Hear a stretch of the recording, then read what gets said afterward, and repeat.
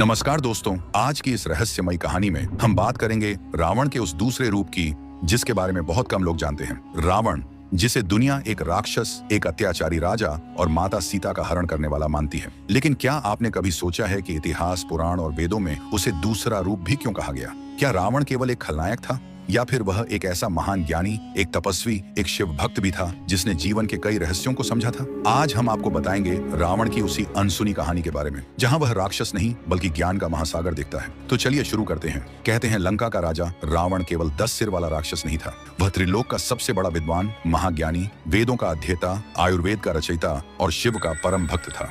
उसके पास 64 प्रकार के विद्या कला का ज्ञान था। वह एक ऐसा योद्धा था जिसे देवता तक युद्ध में अकेले नहीं हरा सके। रावण का दूसरा रूप उसके ज्ञान और भक्ति में छिपा था। कहते हैं बचपन से ही रावण साधना में लगा रहता था। उसने भगवान शिव की कठोर तपस्या की और जब उसने अपनी उंगलियां काट काट कर शिव को अर्पित की, तब शिव प्रसन्न हुए और उसे वरदान दिया। यही नहीं, शिव ने उसे चंद्रहास नाम का दिव्य अस्त्र भी प्रदान किया। रावण ने कैलाश पर्वत को उठाने का भी प्रयास किया, क्योंकि वह शिव भक्त था, लेकिन उसका अहंकार बढ़ चुका था। तब शिव ने अपने पैर के अंगूठे से कैलाश दबाया और रावण की उंगलियां उसके नीचे दब गईं। कहते हैं उस दर्द में रावण ने अपनी तंत्र साधना से शिव तांडव स्तोत्र की रचना की, जो आज भी शिव भक्तों द्वारा गाए जाने वाला महान स्तोत्र है। लेकिन यह तो सिर्फ शुरुआत है। रावण का दूसरा रूप उसकी विद्या में भी छिपा था। वह महान आयुर्वेदाचार्य था।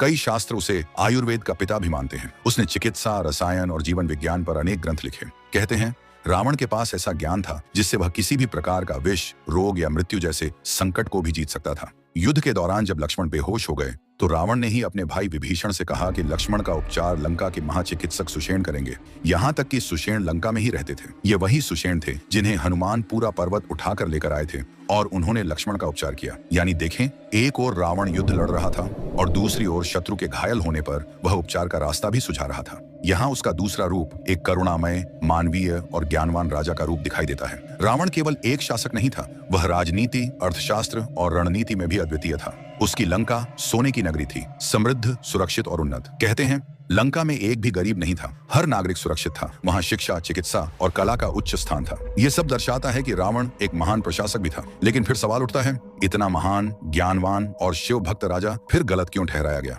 तो जवाब है उसका अहंकार। रावण का दूसरा रूप अच्छा था, लेकिन उसका पहला रूप अहंकार, काम और शक्ति की ललक से भरा था। यही कारण था कि वह अपनी बुद्धि होते हुए भी गलत मार्ग पर चला गया। उसने माता सीता का हरण किया, जो उसके विनाश का कारण बना।